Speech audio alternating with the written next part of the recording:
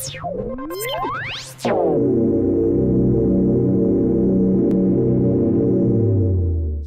Panetta has been kind enough to answer a few questions, and I just want to first thank you for your just wonderful presentation, and on behalf of all of us, we want to thank you for your 50 years of service to this country. Thank you so much.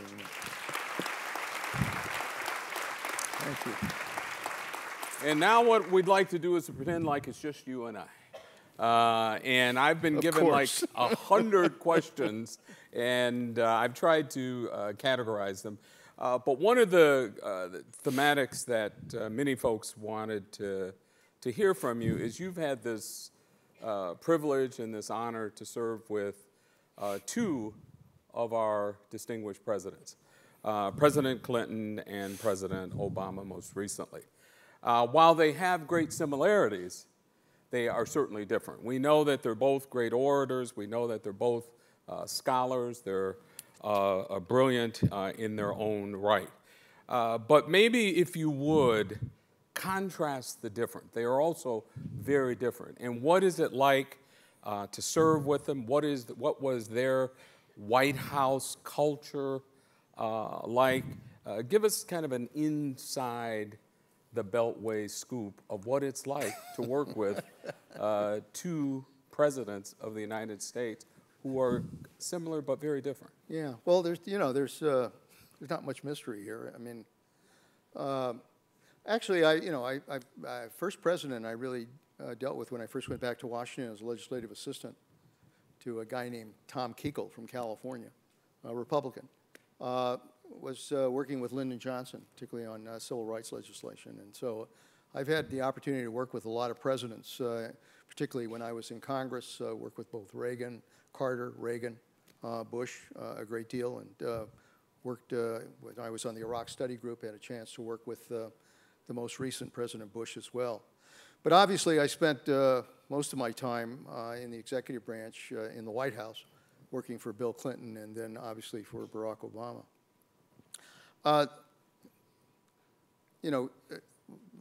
Let's talk about Clinton. Clinton clearly is, well, he spends most of the time about 40 feet off the ground. Bill Clinton is just totally full of energy, extremely bright. He has a mind that's very incisive, very quick. I mean, he was a very immediate brief. You could brief him on the most complex issues, and he got it. Complex issues on the economy, complex issues in terms of science, almost anything.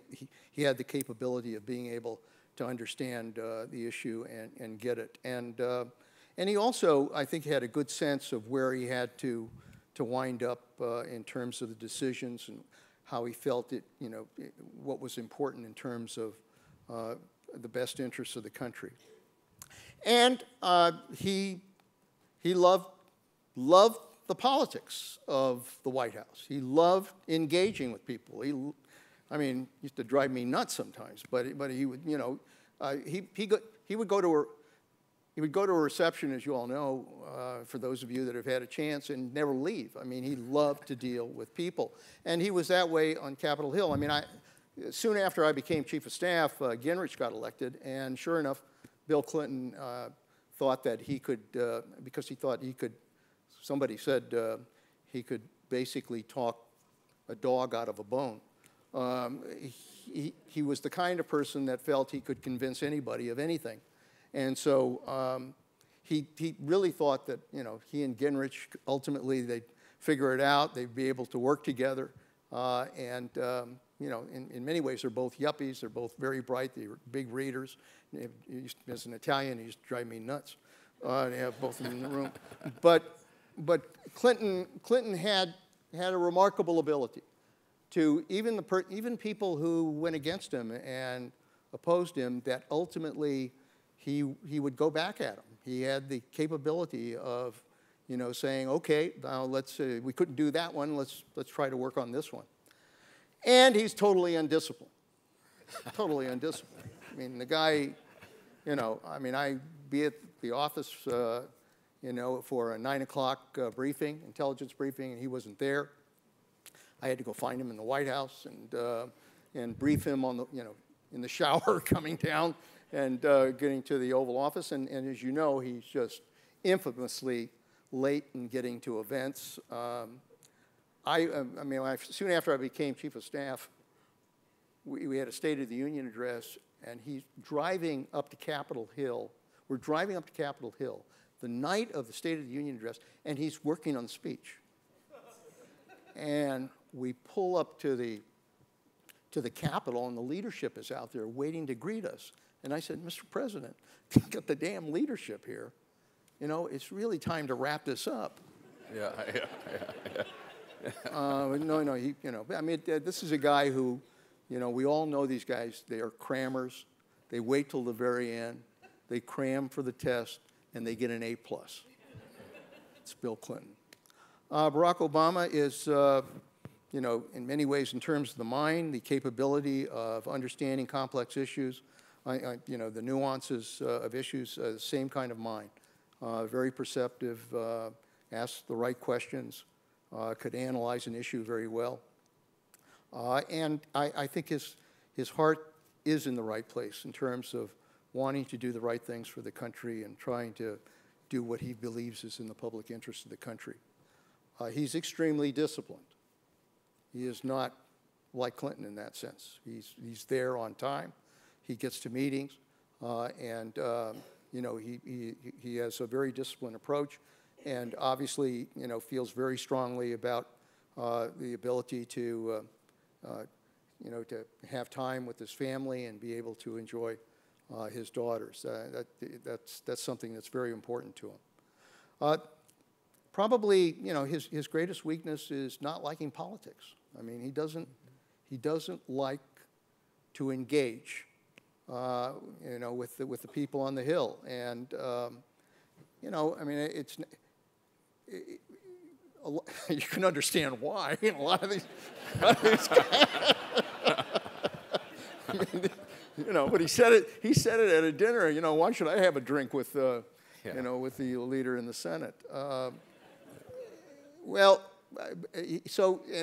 I think, I used to, in the roles that I had, basically said, look, you got to talk to these members, you got to get up there, you got to engage them, and he really believed that, he's made the right policy decisions, he's made the right substantive decisions, and that that ultimately they ought to be able to follow. And the problem is it doesn't work that way in Washington. You just have to really, you got to work at it, and you got to deal with people that you may not like, and you've got to be able to work with them and persuade them and engage in that process. And I think that's the part of the process where, unlike Clinton, he just does not like to engage that way. Thank you. I'm going to do a rapid fire of 5 questions for you to reflect on. Number one, there seems to be our polls tell us, perception in this country, that what the people think really doesn't matter. Once politicians are elected and they take a position, the polls can say whether it's gun control or other things, all of the subjects. Does it really matter? And if so, why does it seem like decisions are made that are contrary to majority public opinion? Look, it's the gridlock in Washington didn't just happen. There are a lot of factors that I think have fed into it that have produced the gridlock that we're in today, and frankly, the partisanship that we have.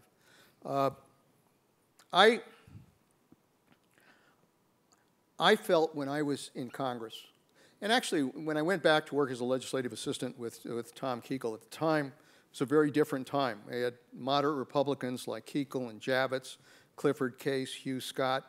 We had George Aiken. Even Everett Dirksen was working on civil rights legislation with Lyndon Johnson. And we had great Democrats like Henry Jackson and Hubert Humphrey.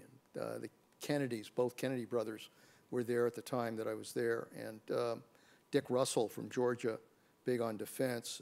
Sam Ervin. I mean, these were all individuals. Yes, they had their party differences, but when it came to big issues, they worked together because they really believed that it was important to deal with the problems facing this country.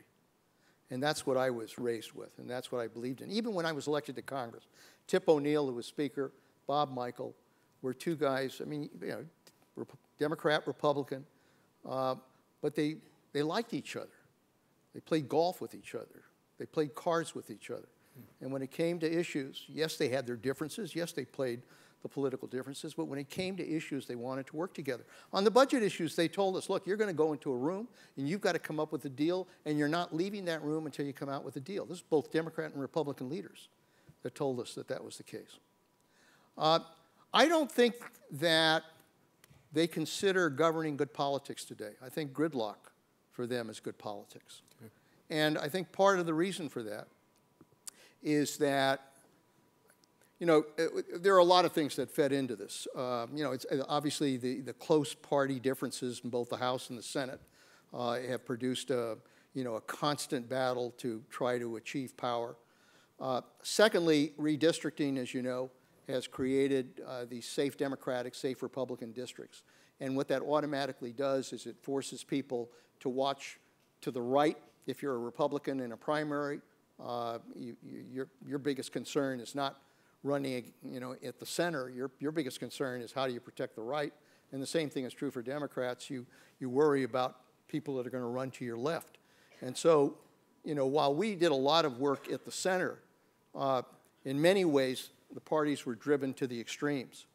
And so survival, in many ways, depended on them moving further to the extremes as opposed to the center. Add to that a lot of money in politics. I mean, most of these guys are spending almost 90% of their time raising money in order to run for office. And obviously, that means most interests don't like to make waves or see changes, and that has an impact. Add to that the media that is interested in sound bites and confrontation as opposed to people working together. And so there are a number of factors. But it comes down to this. I mean, sequester is a great example. Why you're elected to protect people. You're not elected to harm people, for God's sakes. That's why you're elected. You're not elected to do things that are going to hurt people. And yet they did it. They stood aside. Instead of fixing sequester, which wouldn't have taken that much, frankly, they simply, both sides could have stood back and let it happen. Why? Republicans basically felt that if they let sequester go into effect, as bad as they thought it was, as bad as the consequences would be, that they could basically get Obama back for what they did, for what he did to them on taxes in December. They said, this is our way to force him on spending cuts. And the Democrats, I think deep down, felt that sequester would be so bad they could blame the Republicans. So both sides basically decided politically that not dealing with something that would harm people was okay. And so it's for that reason that I think that, you know, the American people in many ways say, you know, why is Washington relevant? They don't deal with these issues. They're basically there to protect their rear ends. They're not interested in taking risks or doing what's necessary. So people are going about their lives on their own. And you know, we can do that, as I said. But if a crisis hits and we really need them to exert leadership, we are going to really pay a price. Okay. Two final questions. One, I think, easier than the others. One of the things as Secretary of Defense, and even in your role as CIA head, you get what's called the Area 51 reports. And so I just have to know, are we in the universe alone or what? I mean, let's get this solved. We want to know, and we want, you know, and we want to know it straight up. And I can sleep better at night, I hope. You want to know where Area 51 is? It's on Capitol Hill. Yeah. All right. Okay. That's what you got to worry about. All right. That no, was as far as I was, you know, as Secretary of Defense. Yes, I even asked the damn question. Yeah. But no, it's just not there. Okay, and then the final question, which is a little bit more serious. Take us for a moment back to the Situation Room during the Osama bin Laden that evening. Yeah. One of the things that, even with television, you can't get a sense of is the emotions and what I'll call the human elements that are floating around in the room. An example, were you nervous? The president, as you looked at him, had a look that you normally don't see. So even with all of the information, even with all of the technology, does that get set aside? Do people's hearts start beating fast? Of course, we know it's about lives, but is it similar to any other kind of intense moment that we as humans go through? Because nobody talks about that, the tension and the uncertainties, because that's not presidential, or that's not what you want the public to see. But what's going on inside of Leon Panetta? What's going on in that room as this plays out? Well, look, there is nothing that compares to life and death decisions. There's just nothing. When you have to face deploying people into battle, or deploying them on this kind of mission, knowing full well that there are those that could lose their lives, there is nothing that compares to the pressure that's involved when you have to face that. On the whole bin Laden operation, I mean, you know, this had been over 10 years. We didn't know where he was located. The president early on had asked me to do everything we could to try to locate bin Laden. And I went to our people initially when I went into the CIA. And they had said that every clue had led to a dead end. They just didn't know whether he was in a cave in Tora Bora, whether he was hiding in Saudi Arabia, or whether he was dead. They just didn't know. And so, you know, we continued to try to pursue every clue to try to get there. And finally, after a tremendous amount of work, they were able to follow these couriers, get their names, and then follow these couriers from a town named Peshawar in Pakistan to Abbottabad, where these couriers went into this compound. And immediately when they saw the compound, they thought, you know, we've got something here. The compound had 18-foot walls on one side, 12-foot walls on another side, barbed wire, a 7-foot wall on the third floor that hid the third floor from view. There was, you know, these people never left. They did not make any phone calls from that compound. There was just very high security around it. So we continued to look at it to determine whether or not bin Laden was there.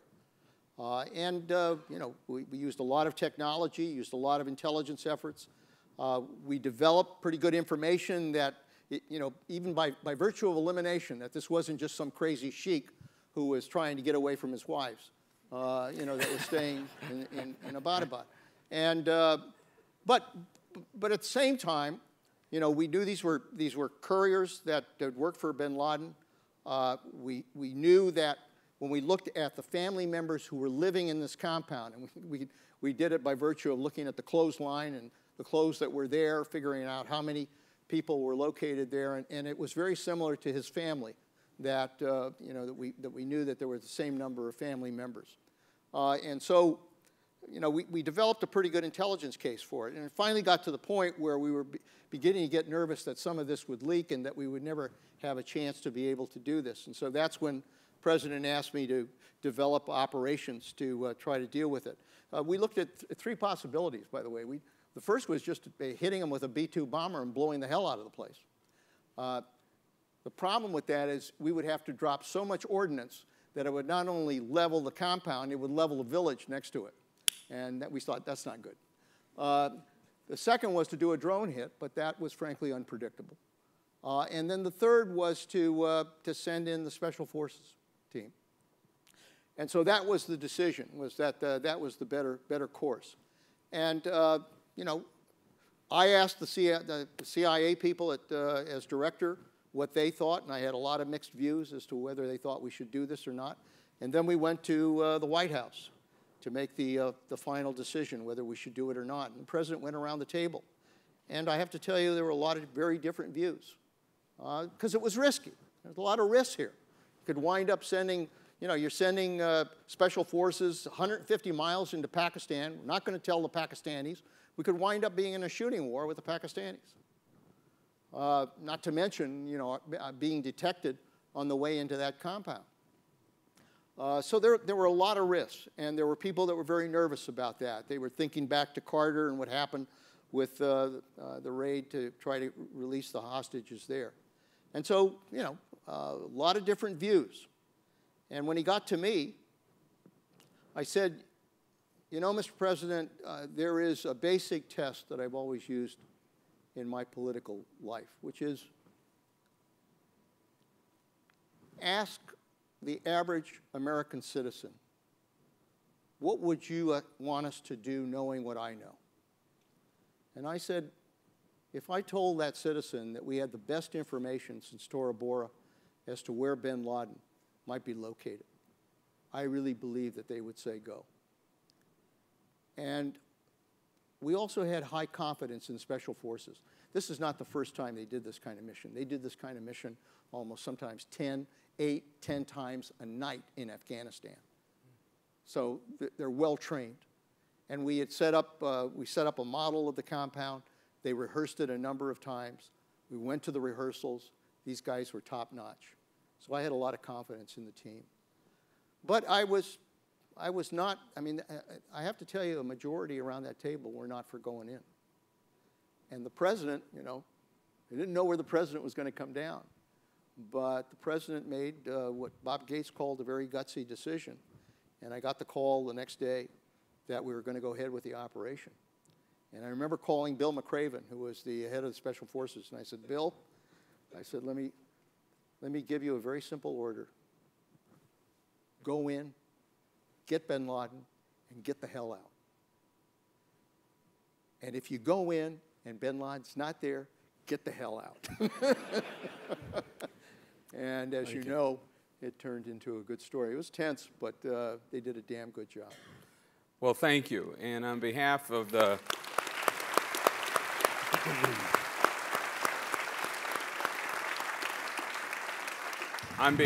Bay Area Council, on behalf of all of us here today, and on behalf of this nation, we are glad that you were there, and thank you for being there for this country for more than 50 years. I'm glad I'm home. Thank you, my friend. Thank you again. Thank you. What a wonderful job. Thank you.